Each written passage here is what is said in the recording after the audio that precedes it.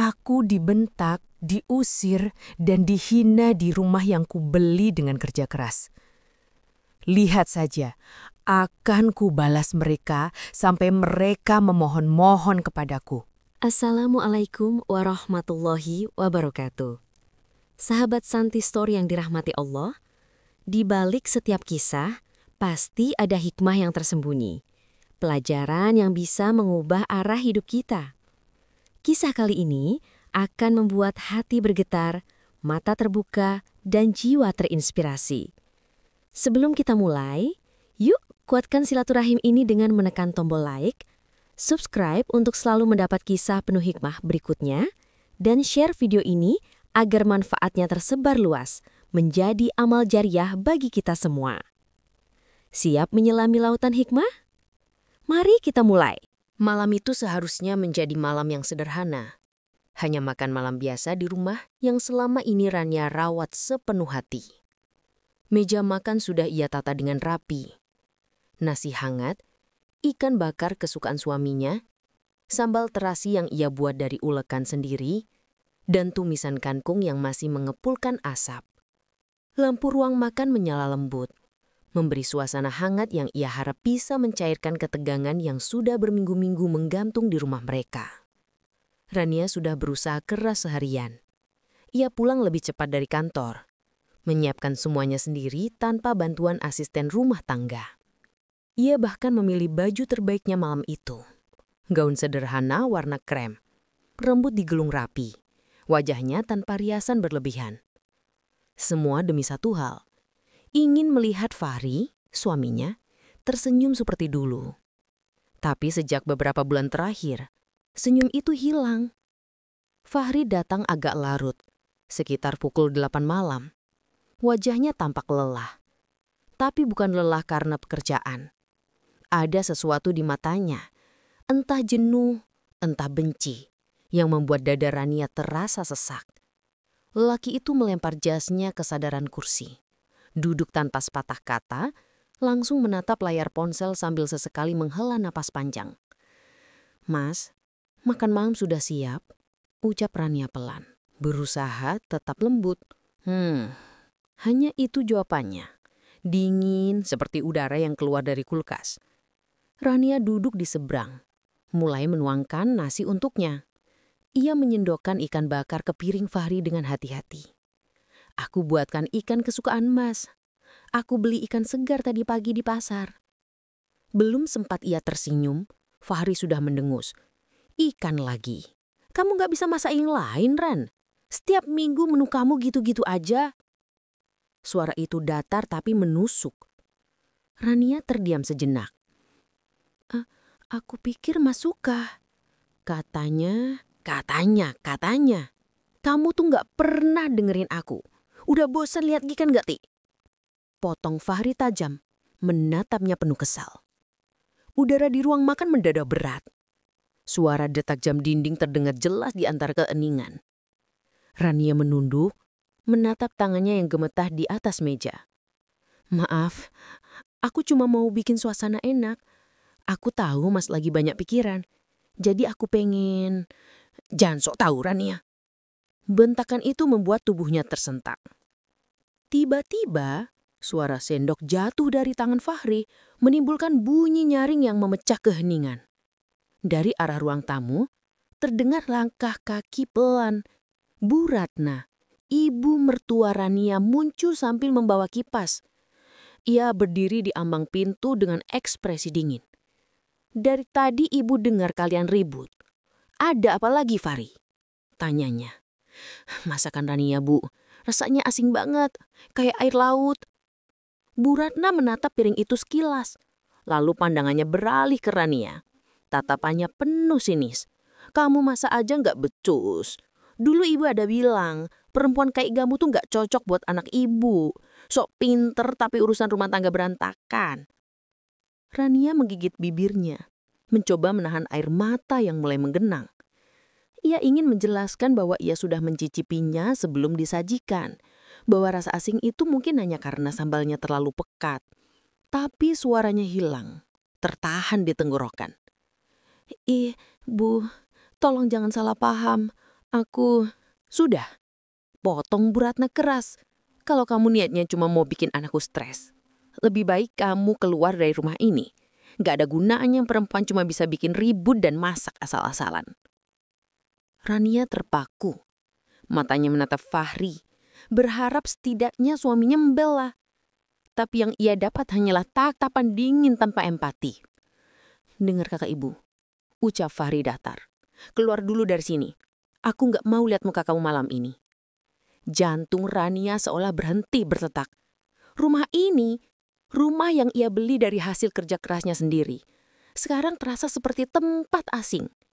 Dulu, setiap ubin, setiap tirai, setiap lukisan di dinding, ia pilih dengan penuh cinta. Tapi malam itu semuanya berubah menjadi saksi betapa cintanya diinjak tanpa belas kasihan. Mas, suaranya parau, hampir tak terdengar. Ini rumah kita. Aku yang beli rumah ini, Mas, atas nama aku. Jadi kamu mau bilang aku numpang di rumah istri? Mau pamer ya? Bukan begitu, Mas. Aku cuma mau... Sudah, aku jijik dengar kamu ngomong soal uang. Kalau kamu merasa paling berjasa, ya udah, pergi aja. Gak usah tinggal di sini lagi. Tawa kecil terdengar dari arah Bu Ratna. Tawa dingin dan penuh kemenangan. Dengar itu, Ran. Anak ibu akhirnya sadar siapa kamu. Pergi sana sebelum kamu bikin rumah ini tambah kotor dengan drama kamu. Rania berdiri perlahan, tubuhnya gemetar. Tangannya berusaha menopang diri di meja agar tidak jatuh. Ia menatap Fahri satu kali lagi. Mencari sedikit saja belas kasihan di sana. Tapi kosong. Lelaki yang dulu bersumpah melindunginya kini berubah menjadi seseorang yang asing. Tanpa berkata apa-apa lagi, ia berjalan ke kamar, mengambil tas kecil, memasukkan beberapa pakaian seadanya. Setiap langkah terasa berat, seolah setiap ubin yang ia injak menahan kakinya agar tidak pergi. Saat ia menutup pintu kamar, air matanya akhirnya jatuh, tanpa bisa ditahan. Dari luar, suara Bu Ratna masih terdengar, menyuruh Fahri makan lagi, menertawakan istri tak tahu diri yang akhirnya keluar juga dari rumah ini. Rania menatap sekeliling kamar untuk terakhir kalinya. Di dinding tergantung foto pernikahan mereka. Ia tersenyum bahagia, Fahri menatapnya penuh cinta. Kini semua itu hanya kenangan yang terasa seperti dusta. Ia melangkah keluar dari rumah yang dulu ia sebut rumah tangga. Udara malam menusuk kulit, dingin dan menyakitkan. Dari balik jendela, ia masih sempat melihat Bu Ratna senyum puas sambil menepuk bahu Fahri, seolah baru saja memenangkan sesuatu. Randia berjalan perlahan ke arah gerbang, membawa koper kecil dan hati yang hancur. Tak ada tempat untuk pulang malam itu. Tak ada anggukan untuk menenangkan. Yang tersisa hanya langkah kaki yang gontai, suara jangkrik di jauhan, dan perasaan bahwa dunia yang ia bangun dengan cinta kini runtuh dalam satu malam, di bawah tawa orang-orang yang dulu ia sebut keluarga. Udara malam semakin dingin ketika Rania berdiri di depan pagar rumahnya. Atau lebih tepatnya, rumah yang pernah menjadi rumahnya. Tangannya bergetar saat mencoba menutup gerbang perumahan, agar tidak menimbulkan bunyi keras yang bisa menambah luka di dadanya. Di balik kaca jendela, ia masih bisa melihat bayangan Fahri dan ibunya duduk di meja makan seolah tak terjadi apapun. Mereka melanjutkan makan malam, membiarkan Rania pergi tanpa sedikit pun rasa kehilangan. Tangisnya pecah, tapi ia segera menutup mulut dengan telapak tangan. Tidak ada gunanya menangis di depan rumah yang tidak lagi menginginkannya. Dengan langkah pelan, ia berjalan di trotoar yang basah oleh embun, membawa koper kecil dan tas lempang yang hanya berisi dompet, ponsel, serta beberapa baju kerja. Rania terus berjalan tanpa arah. Setiap rangka seperti dihantam rasa tidak percaya. Bagaimana bisa seseorang yang dulu bersumpah melindungi, kini dengan mudah mengusirku dari rumah yang kubeli dengan uangku sendiri? Pikirnya. Rumah itu bukan pemberian siapapun. Ia bekerja keras bertahun-tahun sebagai analis keuangan di perusahaan besar, menabung sedikit demi sedikit, hingga akhirnya membeli rumah itu atas nama pribadi sebelum menikah. Tapi malam ini, semua perjuangan itu terasa tak berarti. Sekitar 15 menit berjalan, ponselnya berdering. Layar menunjukkan nama Nadia, sahabat lamanya yang dulu sering ia curhati saat awal menikah. "Ran, kamu di mana? Aku lihat status WhatsApp kamu tadi sore kelihatan sedih. Kamu baik-baik aja?" Suara Nadia terdengar khawatir. Rania menahan tangis, mencoba bicara seolah kuat. "Aku bisa numpang di rumahmu malam ini?" "Ya ampun, tentu bisa. Kamu di mana sekarang?" "Dekat taman perumahan Dahlia. Aku jalan kaki dari rumah." "Aku jemput sekarang. Tunggu di halte kecil dekat taman ya." Telepon terputus dan Rania terduduk di bangku halte. Angin malam berembun membawa aroma tanah basah. Ia mendongak ke langit. Tidak ada bintang, hanya awan gelap yang menutupi semuanya. Dingin menusuk sampai tulang, tapi yang lebih menyakitkan justru rasa hampa di dada. Sekitar 15 menit kemudian, mobil putih berhenti di depan halte. Nadia turun tergesa memeluk Rania erat-erat tanpa banyak tanya. Pelukan itu membuat pertahanan Rania runtuh. Ia menangis sejadi-jadinya di bahu sahabatnya. "Tenang Ran, kamu sama aku sekarang. Kita ke rumahku dulu ya," ucap Nadia lembut. Di dalam mobil, Rania hanya diam, memandangi jalanan kosong. Lampu-lampu kota berkelebat di luar jendela seperti bayangan masa lalu yang berlalu tanpa bisa dicegah. Nadia tidak banyak bicara. Ia tahu kapan harus diam. Sesekali ia mengulurkan tisu dan biarkan Rania menumpahkan air mata tanpa diinterupsi. Sesampainya di rumah Nadia, suasana hangat langsung menyambut. Aroma teh jahe dan roti panggang memenuhi udara. Nadia menuntun Rania ke ruang tamu. "Minum dulu, nanti kamu cerita ya. Aku dengerin semua." Rania menatap cangkir di tangannya, uap hangatnya membuat matanya berair. Ia menarik napas panjang sebelum akhirnya berkata pelan, "Mas Fahri bentak aku di meja makan, cuma karena masakan aku katanya asin. Ibu mertua ikut menghina, bilang aku nggak pantas jadi istri anaknya. Terus mereka suruh aku keluar dari rumah." Nadia terdiam lama, lalu menatap Rania dengan mata yang mulai berkaca-kaca. "Astaga, jadi kamu diusir? Tapi bukannya rumah itu kamu yang beli sebelum nikah?" "Iya, aku beli pakai tabunganku. Tapi malam ini aku keluar dengan tanganku sendiri. Mereka nggak peduli." Air mata Rania kembali mengalir. Ia menunduk menatap jarinya yang gemetar. "Aku bahkan belum sempat ambil dokumen-dokumen penting. Semua masih di sana. Buku tabungan, sertifikat rumah, surat kendaraan, semuanya atas namaku. Tapi entah kenapa, aku cuma bisa pergi.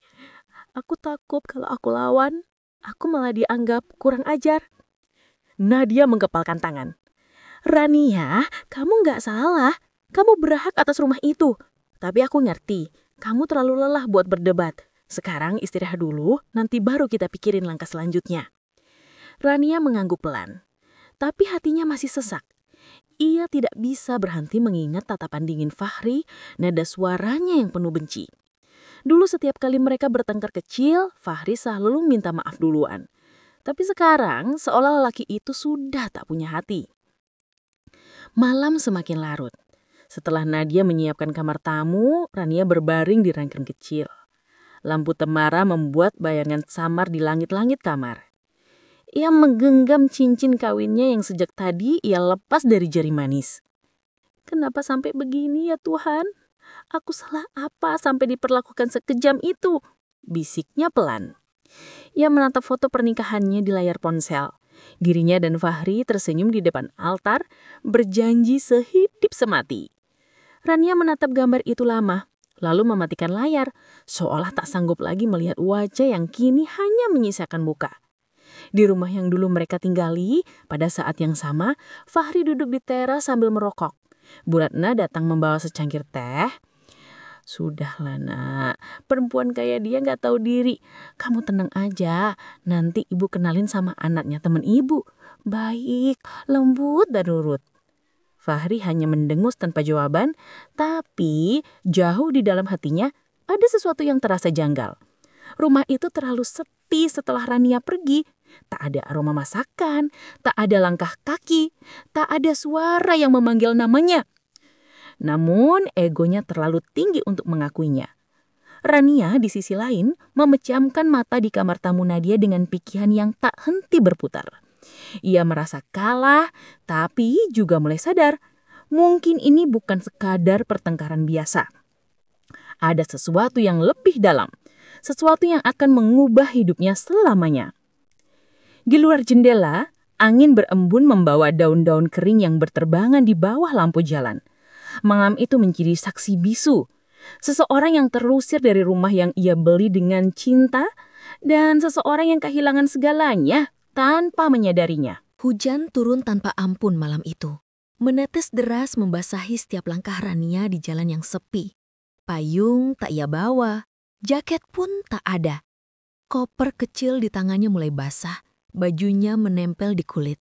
Tapi ia terus berjalan, seperti orang yang kehilangan arah.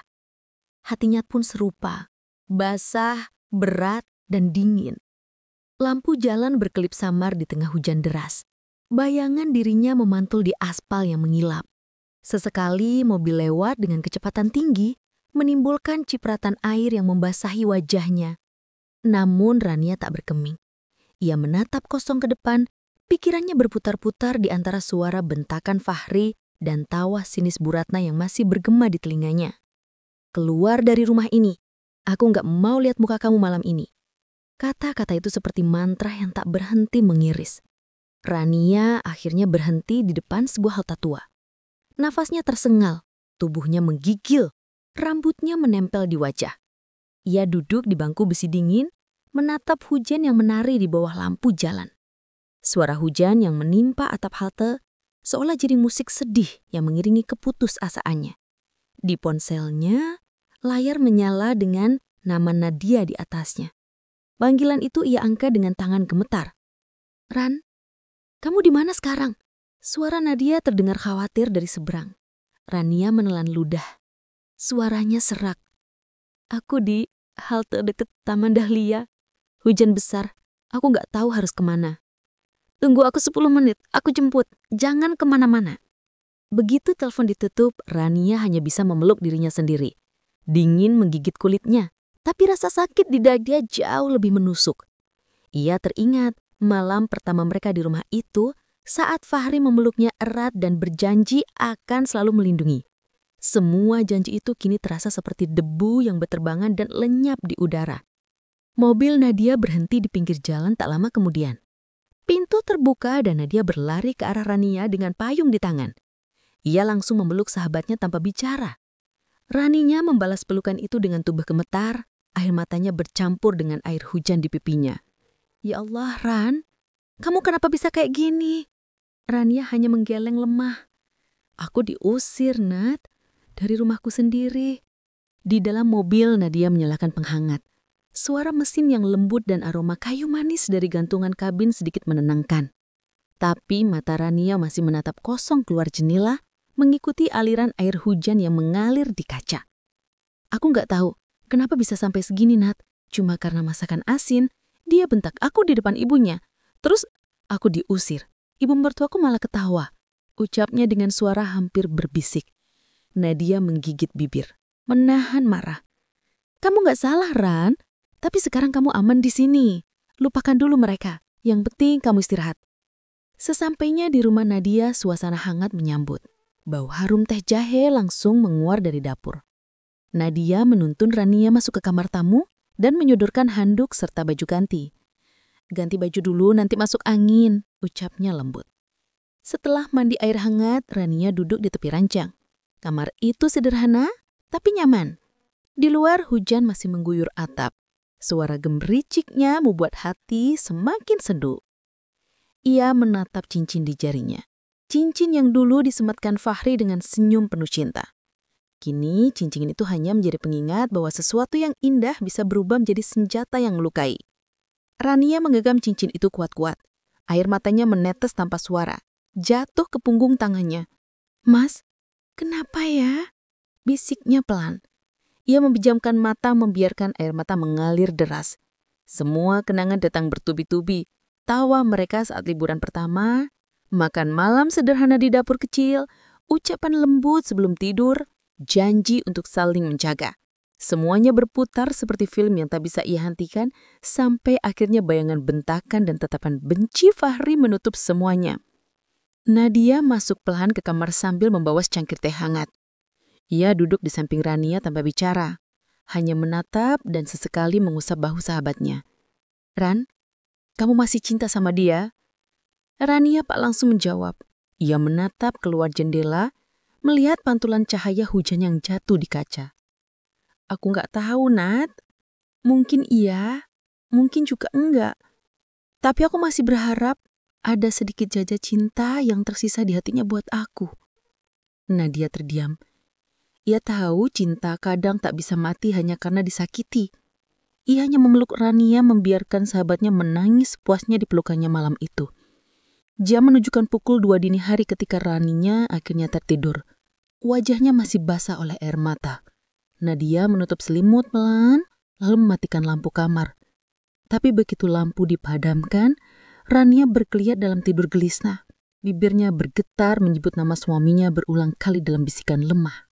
Di luar rumah hujan mulai reda, meninggalkan genangan air di jalanan yang berkilau di terpa cahaya lampu. Suara petir terakhir menggelegar jauh di langit seolah menjadi tanda bahwa badai di luar telah berakhir, namun badai di hati Rania baru saja mulai. Sudah hampir 2 minggu sejak malam ketika Rania pergi tanpa menoleh. Sejak saat itu, suasana rumah Fahri berubah drastis. Rumah yang dulu selalu ramai dengan suara langkah Rania, aroma masakan hangat, dan tawa kecil di sela percakapan, kini terasa sunyi seperti rumah kosong. Setiap pagi, Fahri masih duduk di meja makan yang sama. Meja kayu panjang itu kini hanya diisi 2 piring kosong, tanpa makanan. Dulu, setiap ia duduk, Rania selalu datang membawa kopi hangat dan sarapan sederhana.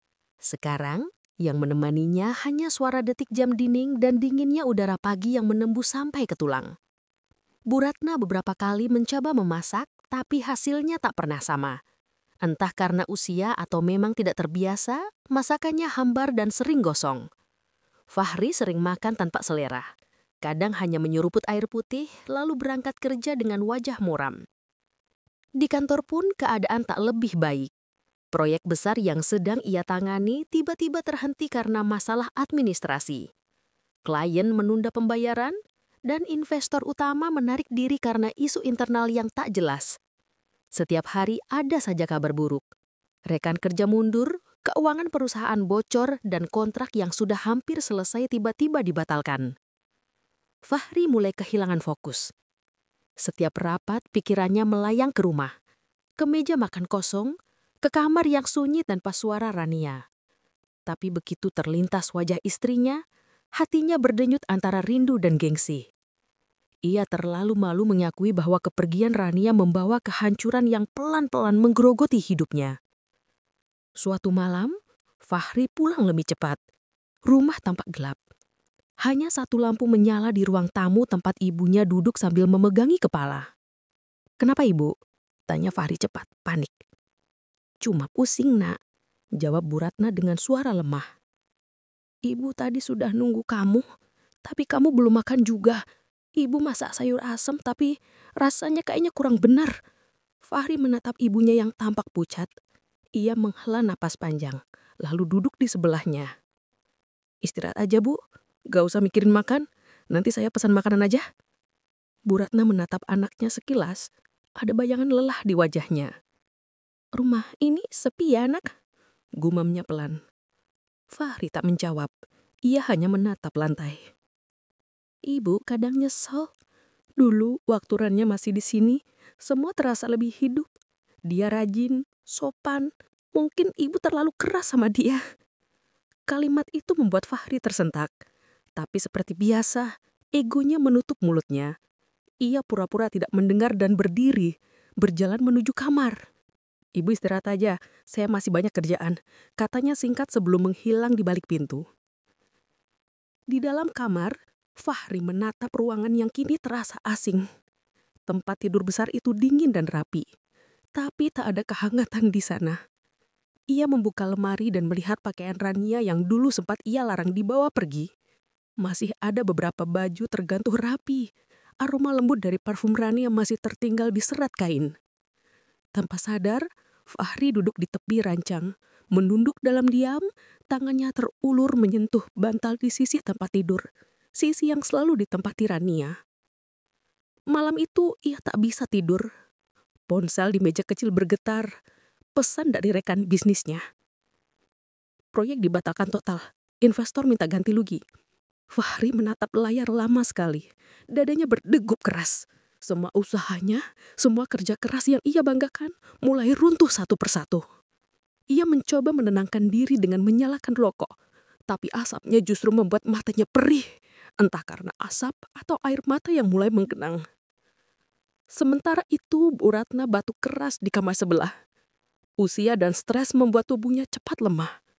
Rumah yang dulu penuh dengan aktivitas, kini hanya berisi 2 orang yang saling diam, saling tenggelam dalam penyesalan yang tak pernah mereka akui. Beberapa hari kemudian, Fahri menerima kabar bahwa satu-satunya kendaraan atas nama perusahaannya disita karena keterlambatan cicilan. Telepon terus berdering dari pihak bank dan supplier yang menagih utang. Suatu sore, ia menatap layar ponsel sambil bergumam peran. Semua ini mulai hancur sejak dia pergi. Namun setiap kali pikiran untuk menghubungi Rania muncul, hatinya langsung berontak. Ia takut ditolak. Ia takut Rani akan menatapnya dengan tatapan yang sama seperti malam itu. Tatapan penuh luka dan kecewa. Bukan ia penyebab masalahku, katanya pada dirinya sendiri, berusaha meyakinkan. Tapi di lubuk hatinya, ia tahu sejak Rania pergi, keberuntungan ikut pergi bersamanya.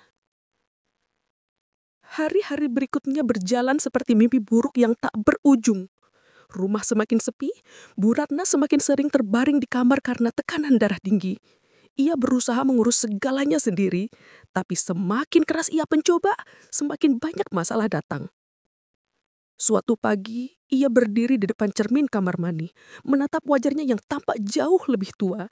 Mata cekung, rambut mulai memutih di pelipisnya. Di balik pantulan itu, ia melihat bayangan Rania, bukan tubuhnya, tapi ingatannya.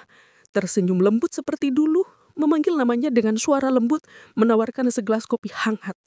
Ia mengedipkan mata, dan bayangan itu lenyap. Yang tersisa hanya dirinya sendiri, terjebak dalam kesunyian dan keangkuhan yang perlahan menghancurkan segalanya. Pagi itu, embun masih menempel di kaca jendela kamar yang ditempati Rania di rumah Nadia. Cahaya matahari menembus tirai tipis, menandai hari baru yang mulai berjalan. Rania duduk di tepi ranjang, menatap jam di dinding dengan pandangan kosong. Sudah hampir sebulan sejak ia meninggalkan rumah suaminya. Luka itu belum kering, tapi kini ia berusaha belajar untuk tidak lagi membiarkannya berdarah setiap kali mengimat. Nadia mengutuk pintu dengan pelan sambil membawa secangkir teh. "Kau sudah siap hari ini?" tanyanya sambil tersenyum lembut. Rania mengangguk kecil, berusaha membalas senyum itu walau bibirnya kaku. Hari pertama kembali ke kantor setelah 2 tahun, agak gugup. "Bukan cuma gugup," canda Nadia. "Kau takut ketemu orang-orang yang dulu menganggapmu cuma istri pengangguran, kan?" Rania tertawa kecil, tapi ada getir yang tak bisa ia sembunyikan. "Mungkin ya, tapi aku harus mulai dari nol lagi. Aku gak mau hidup dengan belas kasihan siapapun." Ia berangkat dengan langkah mantap. Di sepanjang perjalanan, setiap gedung, setiap jalan yang ia lewati, seperti menghadirkan kenangan tentang siapa dirinya dulu, perempuan yang selalu mengutamakan keluarga, meninggalkan karir yang sedang menanjak demi suami yang katanya ingin dihormati sebagai kepala rumah tangga. Kini, ironinya, justru ia harus membuktikan harga dirinya tanpa kehadiran orang itu. Begitu sampai di lobi perusahaan lamanya, Rania menarik nafas panjang. Banyak wajah baru di sana, tapi beberapa karyawan lama langsung mengenalinya. "Rania, ya Tuhan kau balik lagi," seru salah satu rekan kerjanya Sinta yang dulu juga sempat dekat dengannya. Rania tersenyum sopan. "Ya, mulai hari ini aku kerja lagi. Doakan ya semoga aku gak kaku setelah lama vakum." Sinta tertawa, menepuk bahunya. "Kau itu dulu salah satu manajer paling cerdas di sini.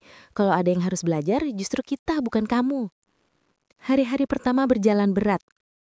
Ia harus menyesuaikan diri dengan sistem baru, rekan kerja baru, dan dinamika kantor yang lebih cepat dari dulu.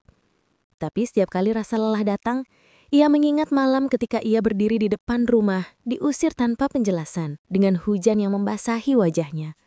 Dari situlah kekuatannya muncul. Dendam bukan dalam arti kebencian, tapi tekad untuk tidak lagi diinjak. Beberapa minggu kemudian, hasil kerjanya mulai terlihat. Ia mampu memperbaiki strategi pemasaran yang sempat macet, memimpin tim dengan ketenangan yang tegas, dan bahkan menyelamatkan proyek yang hampir dibakakan. Atasannya, Pak Dharma, seorang direktur senior mulai memperhatikannya. "Rania, saya senang kamu kembali," ujarnya suatu sore di ruang rapat. "Kita sedang punya rencana besar untuk proyek pengembangan cabang baru. Saya ingin kamu yang pimpin. Kamu siap?" Rania terdiam beberapa detik, lalu menjawab dengan suara mantap. "Saya siap, Pak." Malam itu, setelah semua orang pulang, Rania masih duduk di meja kerjanya. Di hadapannya, tumpukan berkas, laptop, dan secangkir kopi yang sudah dingin. Ia menatap layar komputer sambil menusap matanya yang lelah. Tapi di balik lelah itu, ada rasa bangga yang pelan-pelan tumbuh. Untuk pertama kalinya setelah sekian lama, ia merasa berarti bukan karena siapa suaminya, tapi karena dirinya sendiri. Namun, setiap kali malam tiba dan kesunyian mulai menyelimuti, luka itu kembali terasa. Ia masih sering memandangi cincin pernikahannya yang kini disimpan dalam kotak kecil di laci meja. Ia tidak membuangnya, bukan karena masih berharap, tapi karena cincin itu saksi dari kesalahannya, kesalahan mempercayai orang yang salah. Kadang di tengah lembur, ia tak sadar matanya berkaca-kaca. Bukan karena rindu, tapi karena sadar betapa dalam luka yang dulu ia tutupi dengan senyum. Ia berbisik lirih pada dirinya sendiri. "Aku tidak akan lagi menangis untuk orang yang tidak tahu hargaku." Nadia sering memperhatikannya diam-diam.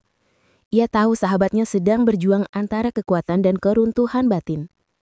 Satu malam mereka duduk di balkon sambil minum teh hangat. "Kau terlihat kuat, tapi aku tahu di balik semua itu, kau masih terluka." Rania menatap langit, mencoba tersenyum. "Luka itu seperti bayangan, Nadia. Tak akan hilang, tapi bisa kupelajari agar tidak menakutkan lagi." Nadia terdiam, lalu bertanya pelan. "Kalau suatu hari Fahri datang minta maaf, apa kau akan memaafkannya?" Rania menggalang pelan. "Maaf, mungkin iya. Tapi kembali? Tidak. Ada hal yang sudah patah, dan aku tak ingin menyambungnya dengan luka." Dari hari ke hari, langkah Rania semakin mantap. Orang-orang mulai menghormatinya lagi, bukan karena belas kasihan, tapi karena kemampuannya. Ia mulai dikenal sebagai perempuan yang cerdas, disiplin, dan tidak mudah goyah.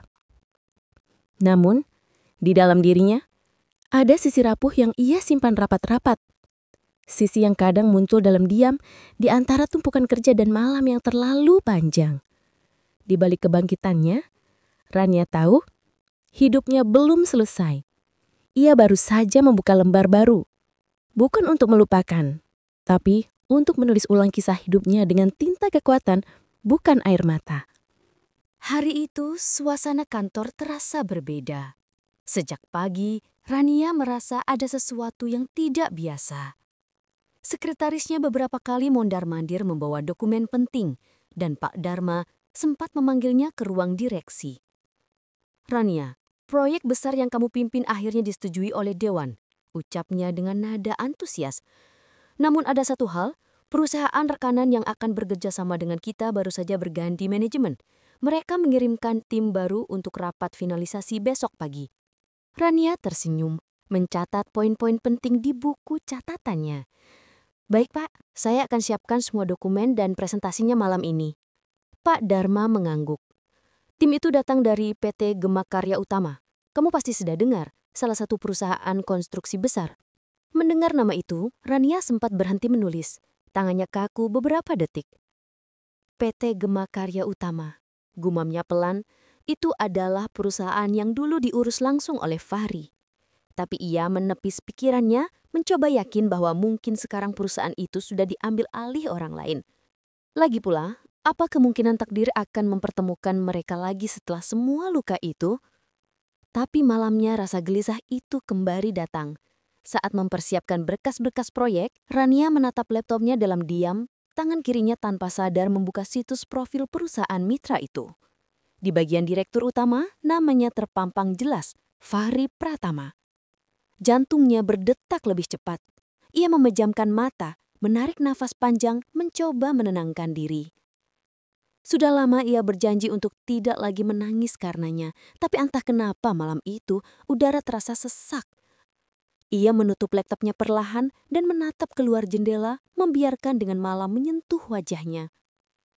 Jadi begini caranya Tuhan mempertemukan aku dengan masa lalu, ucapnya pelan, nyaris seperti bisikan pada dirinya sendiri.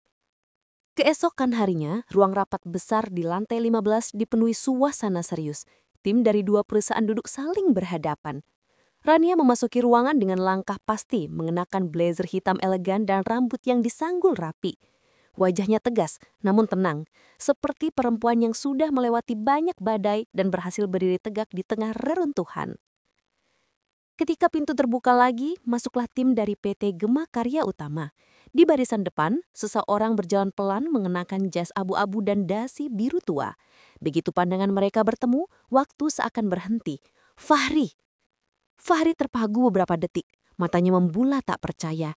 Ia melihat perempuan di hadapannya, mantan istrinya yang dulu ia bentak dan usir dari rumah yang dibeli dengan uangnya sendiri. Kini duduk di kursi pimpinan, tenang, berwibawa, dan penuh keanggunan yang menusuk hatinya. Selamat pagi, suara Rania memecah keheningan. Nada bicaranya datar, sopan tapi tajam. Saya Rania Maheswari, kepala proyek dari pihak kami, silakan duduk. Fahri menelan ludah, mencoba menyembunyikan kegugupannya. Pagi, Rania. Namun Rania tidak menatap langsung ke arah yang lagi. Ia fokus pada dokumen di hadapannya, memimpin rapat dengan profesionalitas tinggi. Tiap kalimat yang ia ucapkan terdengar mantap dan terukur. Tidak ada emosi, tidak ada sisa kepedihan yang tampak di wajahnya. Tapi di balik ketegasannya, hatinya bergemuruh. Ia tidak pernah membayangkan akan melihat pria itu lagi, apalagi dalam posisi di mana ia memegang kendali. Sepanjang rapat, Fahri nyaris kehilangan fokus.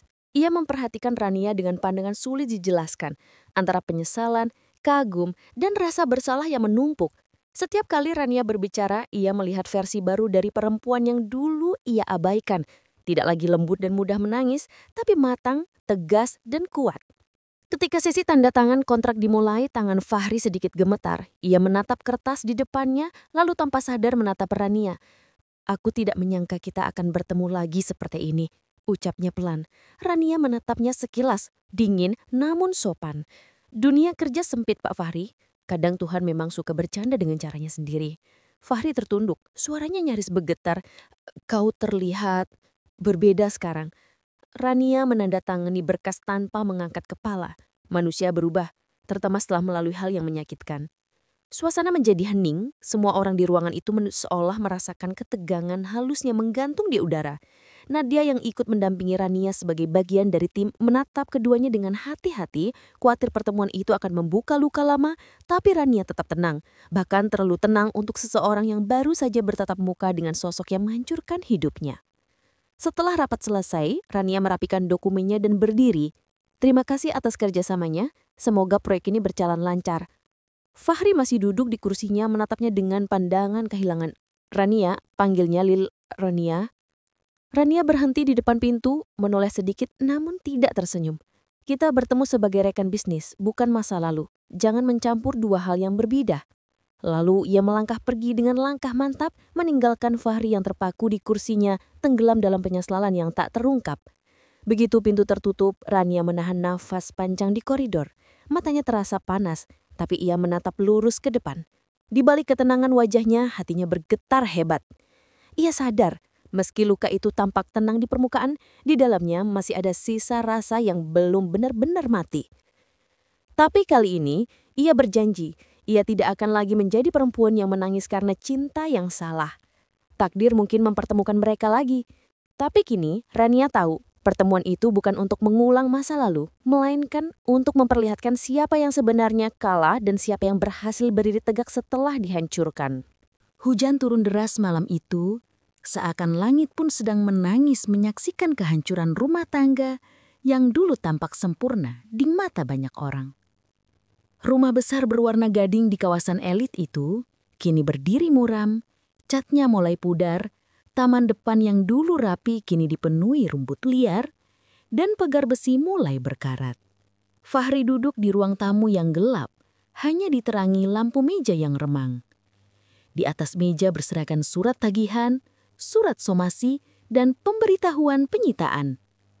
Di tangan kanannya ia memegang gelas kopi yang sudah dingin, sementara tangan kirinya menggenggam kepala, menahan pusing yang tak berkesudahan. Semua proyek besar yang dulu ia banggakan gagal total. Rekan bisnis yang dulu mengaguminya satu persatu menarik diri. Beberapa menuntut, sebagian bahkan melaporkannya ke pihak berwajib karena dugaan wanpastasi. Kenapa semua bisa begini? Gumamnya lirih. Suaranya nyaris tak terdengar. Dulu ia merasa tak terkalahkan. Ia punya perusahaan, rumah megah, istri yang setia, dan nama baik di mata keluarga besar. Tapi kini, semuanya lenyap satu persatu, seperti pasir yang hilang ditiup angin. Dari kamar di lantai 2, terdengar suara batuk berat. Bu Ratna. Sejak beberapa minggu terakhir, kondisi ibu mertua yang dulu begitu angkuh itu terus menurun. Penyakit darah tinggi dan komplikasi lambungnya membuatnya lemah. Tak ada pembantu lagi di rumah itu. Semuanya sudah dipecat karena tak mampu digaji. Fahri bergegas naik, mengetuk pintu pelan. Bu, minum obatnya dulu, katanya sambil membawa segelas air. Bu Ratna terbaring lemah di ranjang, wajahnya pucat. Aku tidak lapar, Fahri, jawabnya dengan suara serak. Ibu harus makan, kalau tidak bagaimana mau sembuh? Bu Ratna menatap anaknya dengan mata basah. Fahri, semua ini karena dosa kita ya. Fahri diam. Pertanyaan itu seperti pisau yang menembus jantungnya. Ia duduk di sisi ranjang, menunduk dalam diam. Dulu, aku yang paling membencinya. Aku yang mentertawakannya saat dia diusir. Aku pikir dia cuma perempuan lemah yang hidupnya tergantung padamu. Tapi lihat sekarang, dia berdiri tinggi, sementara kita seperti pengemis di rumah sendiri. Suara ibu itu pecah, air matanya jatuh di punggung tangannya yang keriput. Fahri menggigit bibirnya, menahan sesak. Ia ingin menyangkal, tapi hatinya tahu semua itu benar. Rania bukan hanya pergi meninggalkan rumah. Ia pergi membawa semua keberkahan yang selama ini menjaga mereka. Sejak perempuan itu melangkah keluar di malam hujan itu, segalanya berubah menjadi gelap. Rumah itu kini akan disita oleh bank dalam waktu 3 hari. Semua aset sudah habis dijalinkan, bahkan mobil pun sudah dijual untuk menutup utang karyawan. Orang-orang yang dulu memuji, kini menatap dengan pandangan iba, bahkan jijik. Teman-teman bisnis tak mau lagi menjawab teleponnya. Suatu pagi Fahri datang ke bank untuk bernegosiasi, berharap ada cara agar rumah itu bisa diselamatkan. Tapi pegawai bank hanya menatapnya datar. Maaf Pak Fahri, kami sudah beri perpanjangan 2 kali. Tidak ada pilihan lain selain penyitaan. Ia pulang dengan langkah gontai. Saat melewati halaman rumah, ia melihat papan bertuliskan properti dalam pengawasan bank, tertancap di pagar depan. Pandangan matanya kabur, rasanya seperti menerima tamparan keras dari kenyataan. Malamnya Bu Ratna kembali jatuh sakit. Kali ini lebih parah. Tak ada mobil untuk membawa ke rumah sakit dan tak ada uang persisa untuk membayar perawatan. Ia hanya bisa duduk di samping ibunya, menggenggam tangan yang semakin dingin. Maafkan ibu nak, ibu sudah membuatmu kehilangan segalanya. Lirih Bu Ratna dengan suara lemah. Andai waktu bisa diputar, ibu tidak akan mempermalukan dia, tidak akan mentertawakannya saat dia diusir. Air mata Fahri menetes tanpa bisa ia tahan. Bu, tolong jangan bicara begitu. Suaranya bergetar. Aku yang salah. Aku yang gagal jadi suami. Aku yang menghancurkan segalanya. Ia memejamkan mata, menunduk dalam-dalam. Untuk pertama kalinya dalam hidupnya, Fahri benar-benar merasa kosong. Tak ada harga diri yang tersisa. Tak ada kebanggaan, tak ada cinta. Hanya penyesalan yang menyesakkan dada. Kabar kebangkrutan Fahri tersebar cepat di lingkungan mereka. Keluarga besar yang dulu sering memuji dan membela Bu Ratna, kini memilih menjauh. Tak ada satupun yang datang menjenguk. Mereka malu, takut ikut terbawa masalah dan diam-diam menuding bahwa semua ini balasan dari perbuatan mereka pada Rania. Beberapa hari kemudian rumah itu resmi disegel. Fahri dan ibunya harus meninggalkan tempat yang dulu menjadi simbol kesombongan mereka. Dengan koper kecil dan beberapa tas plastik, mereka berjalan keluar rumah di bawah hujan gerimis, seperti dua orang asing yang kehilangan arah. Fahri sempat menatap ke arah pintu rumah yang kini tertutup segel bang. Di sanalah dulu ia membentak Rania untuk terakhir kalinya.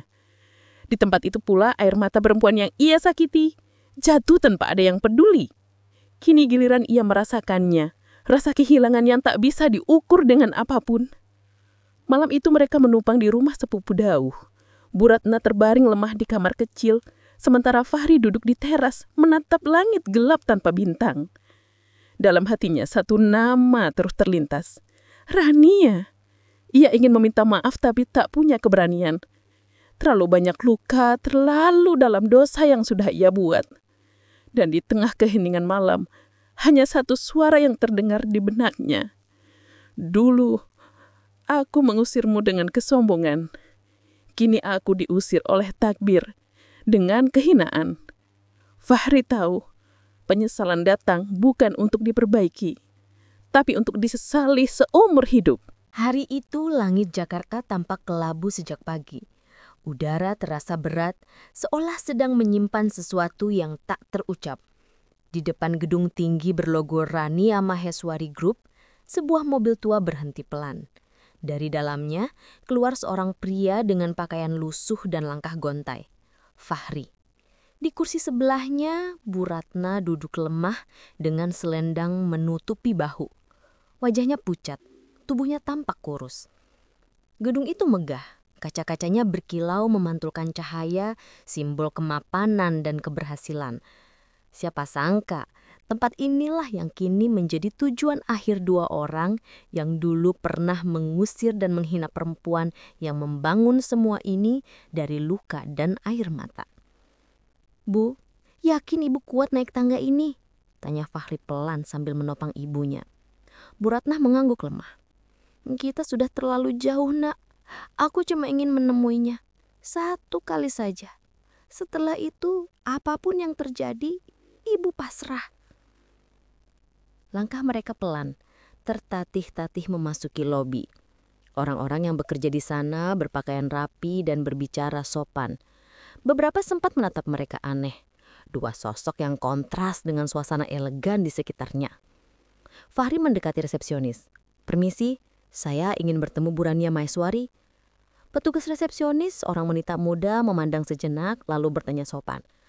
Apakah Bapak sudah membuat janji sebelumnya? Fahri menggeleng. Tidak, tapi tolong katakan padanya. Ini penting sekali. Petugas itu ragu, tapi akhirnya mencatat nama mereka dan menghubungi lantai atas. Baik, mohon tunggu sebentar di ruang tunggu. Waktu berjalan lambat. 15 menit berlalu, lalu 30. 1 jam kemudian mereka masih duduk di sofa lobi tanpa kabar. Bu Ratna menatap lantai, tangannya bergetar. Mungkin dia tidak mau menemui kita, nak, katanya pelan. Fahri menunduk, matanya merah.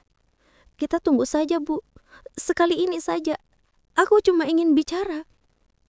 Di lantai atas, asisten pribadi Rania menyampaikan pesan itu. Bu, ada 2 tamu bernama Pak Fahri dan Bu Ratna. Mereka bilang ingin bicara langsung, ucapnya hati-hati.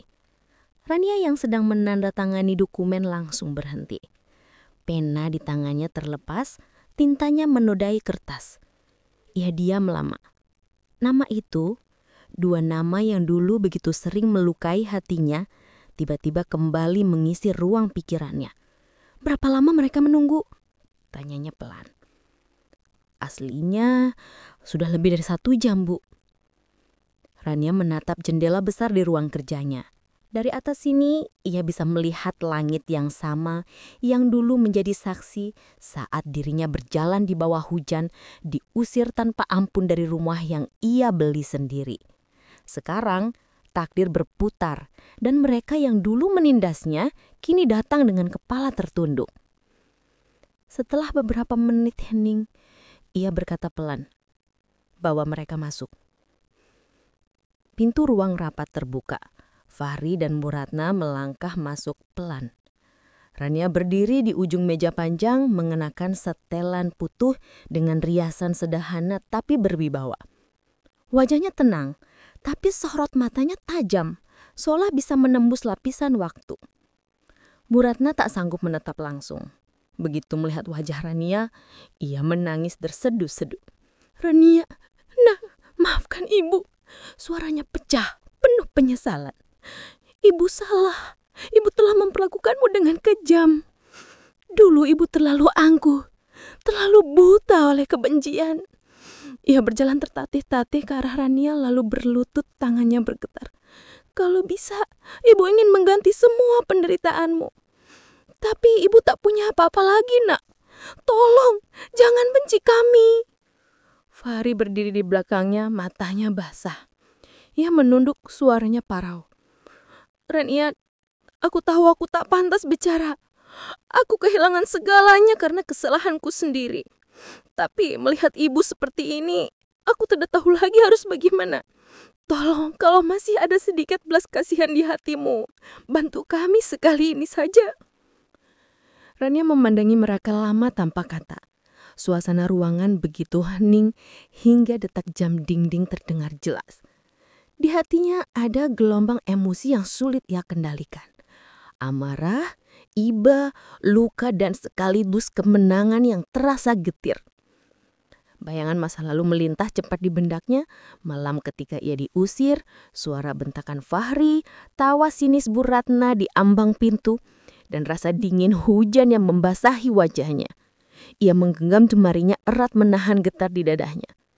Kini, mereka berdiri di hadapannya tak berdaya. "Dulu," ucap Rania pelan, suaranya dingin tapi bergetar, "aku pernah berlutut di depan kalian. Aku memohon supaya jangan diusir dari rumahku sendiri. Tapi kalian menertawakan aku. Kalian bilang aku perempuan tidak tahu diri. Sekarang kalian datang dan berlutut di hadapan aku. Dunia memang aneh ya." Bu Ratna semakin terisak menutup wajahnya dengan kedua tangan. "Kau berhak marah, Nak. Berhak membenci kami. Tapi tolong, jangan hukum kami lagi. Hidup kami sudah hancur. Ibu mohon." Air mata menetes di pipi Rania tapi tatapannya tetap tegas. "Aku tidak membenci kalian, Bu. Aku sudah melewati masa itu. Tapi luka yang kalian tinggalkan tidak akan pernah benar-benar hilang." Fahri menatapnya suar lirih. "Rania, aku mohon satu kesempatan. Aku ingin menebus semua yang sudah kulakukan padamu." Rania menjalin pelan. "Menebus? Ada hal-hal yang tidak bisa ditebus, Fahri. Apalagi bila yang rusak adalah hati." Ia berdiri lalu menatap keluar jendela, berusaha mengendalikan diri. "Aku bukan perempuan yang dulu kalian hina. Aku sudah berdiri di sini bukan karena keberuntungan, tapi karena luka yang kalian berikan. Jadi, jangan minta aku kembali jadi Rania yang kalian injak." Suara isakan Bu Ratna makin keras. "Ibu menyesal, Nak. Sungguh menyesal." Rania berbalik menatapnya dengan mata berkaca-kaca. "Penyesalan datangnya memang selalu terlambat, Bu." Hening panjang menyelimuti ruangan itu.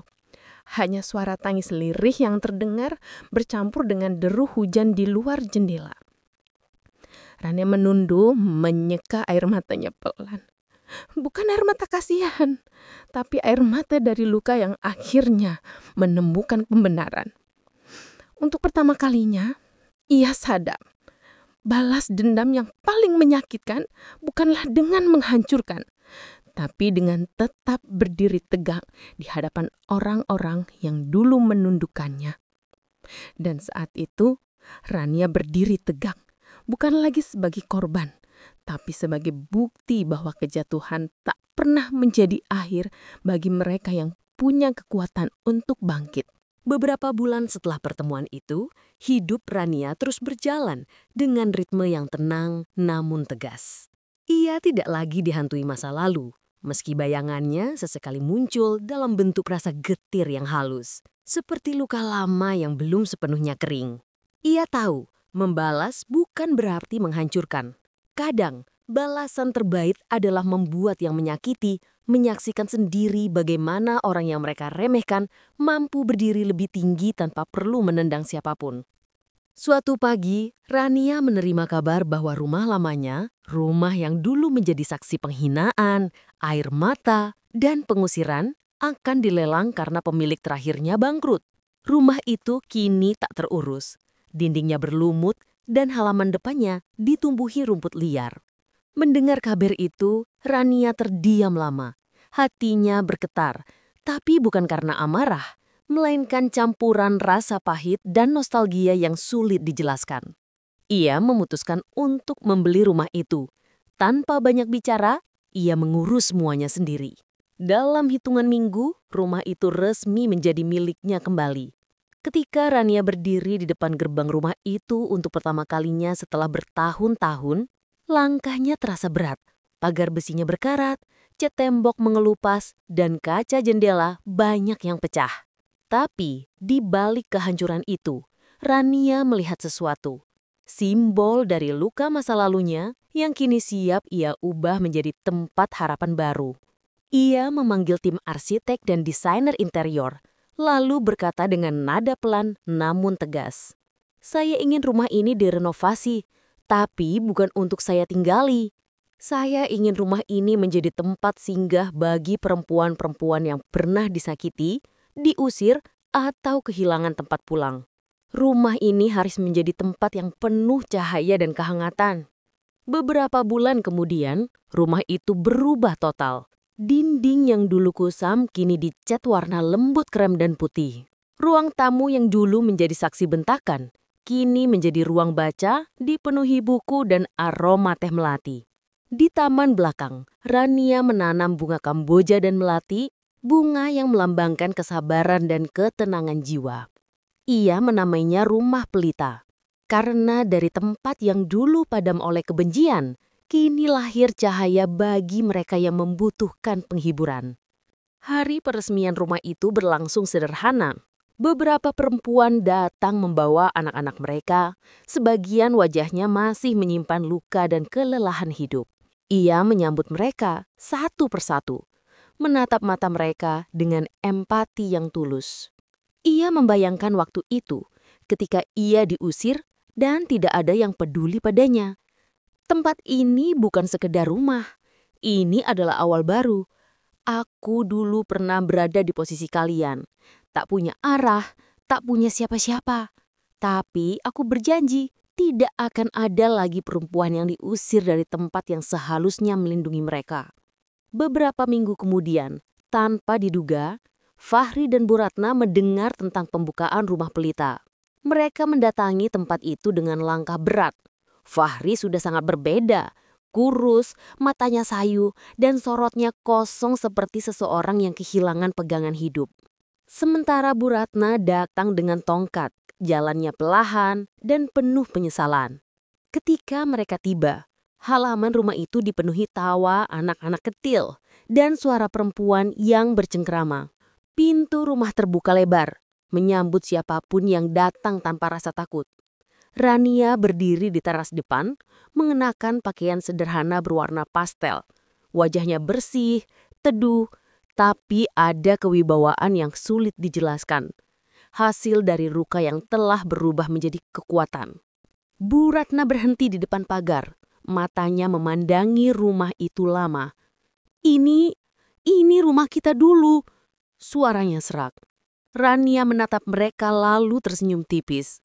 "Bukan, Bu. Ini bukan rumah kalian. Ini rumah bagi mereka yang kehilangan rumah, tapi tidak kehilangan harapan." Fahri menunduk, suaranya bergetar. "Jadi benar, kau yang membeli rumah ini?" Rania mengangguk pelan. "Iya, aku membelinya kembali. Tapi bukan untuk balas dendam, bukan untuk memamerkan kemenangan. Aku hanya ingin rumah ini punya arti. Dulu, kalian mengusir aku dari sini karena kalian pikir aku tak pantas memilikinya. Sekarang lihatlah, rumah ini jadi tempat bagi mereka yang pantas dicintai, meski dunia pernah menolak mereka." Ia melangkah pelan ke arah mereka. Suaranya tenang, tapi setiap katanya menembus seperti bil halus yang menyayat dan darah. "Dulu, kalian bilang aku tak tahu diri, tak layak jadi istri, tak pantas tinggal di rumah ini. Tapi, lihatlah sekarang. Rumah ini jadi saksi bahwa luka tak selalu harus dibalas dengan kebencian. Aku tak menghancurkan kalian, tapi aku biarkan kalian sadari sendiri betapa besar harga dari kehilangan seseorang yang tulus." Bu Ratna mulai menangis, memegangi dadanya. "Rania, maafkan ibu. Ibu terlalu sombong. Ibu kira uang dan status bisa menjamin kebahagiaan, tapi nyatanya malah menghancurkan semuanya." Rania menatapnya dengan mata berkaca, tapi suaranya tetap lembut. "Aku sudah memaafkan, Bu. Tapi memaafkan bukan berarti melupakan. Aku hanya belajar untuk tidak hidup di masa lalu." Fahri menatap ke sekeliling. Suaranya bergetar. "Aku yang salah. Aku menghilangkan semuanya, termasuk diriku sendiri. Tapi melihat ini, aku sadar kaulah satu-satunya yang benar-benar kuat." Rania menghela napas panjang, lalu menatap ke arah anak-anak yang sedang bermain di halaman. "Kau tahu, dulu aku pernah berharap rumah ini jadi tempat keluarga bahagia. Tapi Tuhan punya rencana lain. Mungkin rumah ini memang bukan untukku, tapi untuk mereka. Dan aku cukup bersyukur bisa menjadi bagian dari perjalanan mereka." Hening sejenak, angin sore berhembus lembut mengibaskan rambut Rania. Sinarnya hangat, seolah ikut menjadi saksi bahwa balasan paling elegan bukanlah dengan menghukum, tapi dengan menciptakan kebaikan dari luka yang pernah menelan segalanya. Hari-hari setelah pertemuan itu berjalan dengan keheningan yang aneh. Rania kembali sibuk dengan pekerjaannya dan kegiatan di rumah pelita.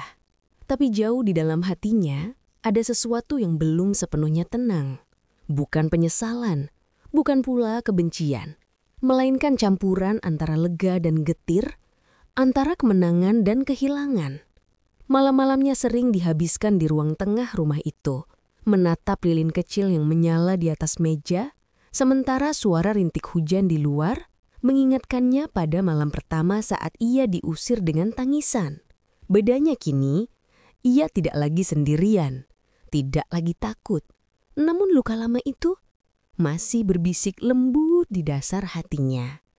Suatu sore setelah menemani salah satu penghuni rumah pelita yang baru saja keluar dari hubungan penuh kekerasan, Rania duduk di beranda, menatap matahari yang hampir tenggelam. Dari kejauhan, ia melihat dua sosok berjalan perlahan mendekat, Fahri dan Bu Ratna. Wajah mereka tampak letih, bukan hanya karena usia, tapi karena beban hidup yang panjang. Rania tidak menolak kehadiran mereka, tapi juga tidak menyambut dengan senyum. Ia hanya menatap, diam, menunggu. Bu Ratna yang lebih dulu bersuara. "Rania," suaranya bergetar, seolah setiap kata butuh tenaga untuk keluar. "Ibu tahu ibu tak pantas bicara. Tapi selama ini, hati ibu tak tenang. Ibu ini minta maaf bukan untuk dibalas baik, tapi agar bisa menutup mata dengan tenang suatu hari nanti." Rania tak langsung menjawab. Ia memandangi wajah wanita itu, wajah yang dulu sering menatapnya dengan tatapan merendahkan, kini penuh keriput dan air mata. Ada sesuatu yang berubah di sana, bukan kesombongan, tapi penyesalan tulus. Fahri berdiri di samping ibunya, diam. Tangannya terkepal, menatap tanah. Aku tak punya alasan untuk dimaafkan. Aku sudah menghancurkan semuanya. Aku menghilangkan kau, rumah, harga diri, bahkan rasa percaya pada diriku sendiri. Tapi aku datang ke sini bukan untuk meminta kembali, Rania. Aku datang untuk mengembalikan semua yang pernah kucuri darimu. Kedamaian. Rania menarik napas dalam. Ia berdiri, lalu berjalan mendekat. Kedamaian itu tidak bisa dikembalikan begitu saja, Fahri. Kedamaian itu harus ditemukan oleh diri sendiri. Aku sudah menemukannya, tapi kalian belum. Hening. Hanya suara burung sore dan angin yang menggesek dan daun di halaman. Dulu aku berpikir memaafkan itu artinya melupakan. Tapi aku salah. Memaafkan bukan berarti meniadakan luka. Aku hanya memilih untuk tidak hidup dari luka itu lagi. Karena kalau aku terus menetap ke belakang, aku tak akan pernah melihat masa depanku. Air mata menetes di pipi Bu Ratna. Ia berusaha menggenggam tangan Rania, tapi berhenti di udara. Tak berani menyentuh. Rania, ibu ingin memperbaiki semuanya meski tahu sudah terlambat. Rania menatapnya lama, lalu pelan ia mengangguk. Tak ada kata terlambat untuk berubah, Bu. Tapi jangan berharap semua akan kembali seperti dulu. Luka ini sudah membentuk aku yang baru. Fahri menatapnya. Matanya memerah. Aku iri dengan keteguhanmu. Aku selalu berpikir kekuasaan dan gengsi bisa melindungi kebahagiaan. Tapi ternyata justru itu yang menghancurkan. Kau benar, Rania. Kau lebih kuat dari yang pernah kubayangkan. Rania menatapnya tenang. Kekuatan itu lahir dari rasa sakit, Fahri. Dari setiap malam aku menangis sendirian. Dari setiap langkah yang harus kuambil tanpa tahu akan sampai kemana. Tapi justru di sanalah aku belajar berdiri untuk diriku sendiri. Sore itu percakapan mereka tak banyak kata. Tapi setiap jeda mengandung makna yang dalam. Tidak ada teriakan, tidak ada air mata berlebihan. Hanya ketulusan yang lama tertahan, akhirnya menemukan tempat untuk keluar. Sebelum pergi, Bu Ratna menatap rumah itu untuk terakhir kalinya. Rumah ini dulu tempat Ibi tertawa di atas penderitaanmu, Nak. Sekarang, Ibu melihatnya jadi rumah yang penuh kasih. Mungkin ini cara Tuhan menegur Ibu. Rania menyenyum samar. Mungkin, Bu. Tuhan punya cara sendiri untuk menegur dan mengajarkan. Mereka berpamitan dengan langkah berat. Saat bayangan mereka semakin menjauh di balik pagar, Rania berdiri lama menatap langit senja yang perlahan berubah jingga. Di dadanya ada rasa lega yang aneh. Campuran antara kesedihan, keikhlasan, dan kebebasan. Malam itu Rania kembali ke ruang tengah. Lilin kecil di meja masih menyala seperti malam-malam sebelumnya. Ia duduk diam memendangi nyala api yang tenang. Tangannya menyentuh jari manisnya yang dulu pernah melingkar cincin pernikahan. Cincin yang kini disimpannya dalam kotak kecil di laci. Bukan sebagai kenangan pahit, tapi sebagai pengingat bahwa cinta tanpa penghargaan akan hanya melukai. Dalam hati kecilnya, Rania berbisik, aku sudah memaafkan, tapi bukan untuk kalian, untuk diriku sendiri. Karena aku berhak bahagia tanpa harus kembali pada masa lalu. Angin malam berhembus lembut, membawa aroma melati dari taman belakang. Rania menutup matanya sejenak, membiarkan ketenangan mengalir pelan di dadanya. Ia tahu ini bukan akhir dari perjalanan. Ini hanyalah babak baru di hidupnya yang akhirnya benar-benar milik sendiri. Beberapa minggu berlalu sejak pertemuan itu. Hidup Rania berjalan dalam ketenangan yang tak pernah ia rasakan sebelumnya. Tidak lagi ada beban untuk membuktikan siapa dirinya.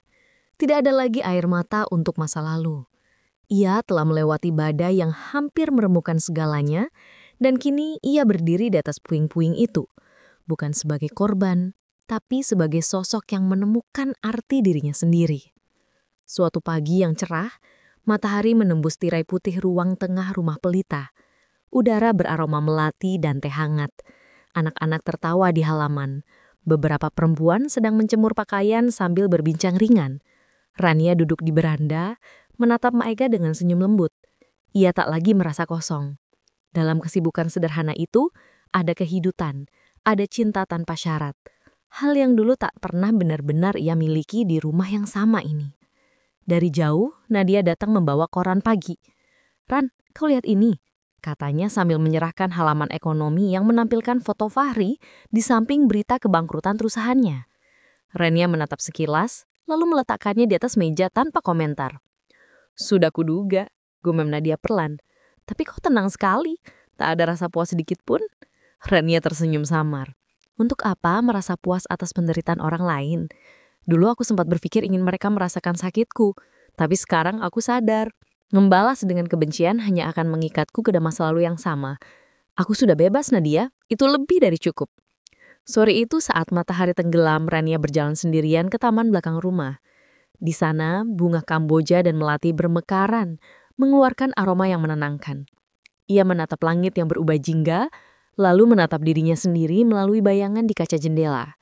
Perempuan yang ia lihat kini bukan lagi Rania yang dulu, bukan istri yang diusir, bukan korban yang menangis, melainkan perempuan yang belajar bangkit, menata ulang makna hidupnya dari serpihan luka. Beberapa hari kemudian, Rania menerima sepucuk surat. Surat itu ditulis dengan tangan gemetar. Dari Bu Ratna, isinya sederhana namun menyayat hati. "Rania, Ibu tak tahu harus bagaimana meminta maaf. Sejak malam kau diusir, hidup kami berubah menjadi gelap. Fahri kini berusaha bangkit, tapi tanpa arah. Ibu sendiri sering memikirkanmu setiap malam. Doakan kami, Nak, bukan untuk dikasihani, tapi agar kami bisa belajar memaafkan diri sendiri seperti kau memaafkan kami." Rania menatap surat itu lama. Air matanya menetes pelan. Bukan karena sedih, tapi karena ia tahu penyesalan yang datang dari hati memang tidak selalu memerlukan jawaban. Ia mengambil pena, menulis balasan singkat. "Bu, saya sudah lama memaafkan. Semoga Ibu dan Fahri menemukan ketenangan yang kalian cari. Saya sudah berdamai dengan masa lalu. Sekarang, giliran kalian belajar memperdamaikan diri sendiri." Ia melipat surat itu, mengirimkannya tanpa banyak kata. Malamnya, Ramia berdiri di depan cermin. Ia mengenakan gaun sederhana berwarna putih. Lampu ruang tamu memantulkan cahaya lembut di wajahnya. Tidak ada riasan berlebih, hanya ketenangan yang terpancar dari dalam. "Beginilah rasanya memaafkan," katanya pelan pada dirinya sendiri. "Bukan untuk mereka, tapi untukku." Beberapa hari kemudian, rumah pelita mengadakan acara kecil. Ulang tahun ke-1 semenjak berdirinya. Banyak perempuan datang membawa makanan. Anak-anak berlari ke sana kemari. Dan di tengah tawa itu, Rania berdiri di depan mereka memegang mikrofon kecil. Suaranya lembut, tapi tegas. Matanya berbinar seperti seseorang yang telah menemukan cahaya setelah lama tersesat. "Aku dulu pernah berpikir hidup ini hanya tentang cinta dan pengorbanan. Aku mencintai, aku memberi segalanya, tapi pada akhirnya aku kehilangan diriku sendiri. Sampai suatu hari, aku belajar bahwa cinta sejati bukan berarti mengorbankan martabat, bukan berarti menahan sakit demi orang lain. Cinta sejati adalah saat kita mampu tetap lembut tanpa membiarkan diri diinjak. Saat kita bisa memaafkan tanpa harus kembali terluka." Suasana hening, semua mata tertuju pada Rania. Ia melanjutkan dengan suara bergetar namun penuh keyakinan. "Banyak di antara kita yang pernah diusir, ditolak, disakiti. Tapi ingatlah, tidak ada yang bisa benar-benar menghancurkan kita, kecuali kita sendiri berhenti percaya bahwa kita layak bahagia.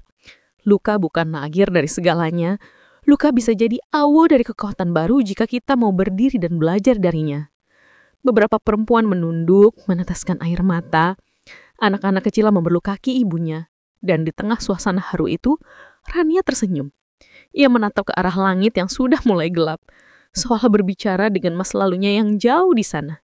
"Terima kasih," bisiknya pelan, "untuk rasa sakit yang dulu hampir membunuhku. Karena tanpanya, aku tidak akan pernah tahu seberapa kuat aku sebenarnya." Lampu-lampu halaman menyala, musik lembut mengalun. Rania menatap ke sekeliling, menyadari satu hal yang paling penting dalam hidupnya, bahwa kemenangan sejati bukanlah saat orang yang menyakitimu berlutut meminta maaf, melainkan saat kau bisa berdiri tegak, tersenyum dan tidak lagi peduli siapa yang menang atau kalah. Malam itu sebelum tidur, Rania membuka jendela kamarnya. Angin membawa aroma melati dan suara tawa dari luar. Ia memejamkan mata, menarik nafas panjang. Tidak lagi dendam, tidak ada lagi air mata. Hanya ketenangan yang benar-benar tulus. Dan dalam keheningan itu, Rania berbisik kepada dirinya sendiri dengan suara yang hampir tak terdengar, namun penuh makna. Kadang Tuhan tidak mengirim badai untuk menghancurkanmu, tapi untuk membersihkan jalan, agar kau bisa melihat siapa dirimu yang sebenarnya. Lalu ia tersenyum. Bukan senyum kemenangan, tapi senyum kedamaian, tanda bahwa akhirnya segalanya telah selesai.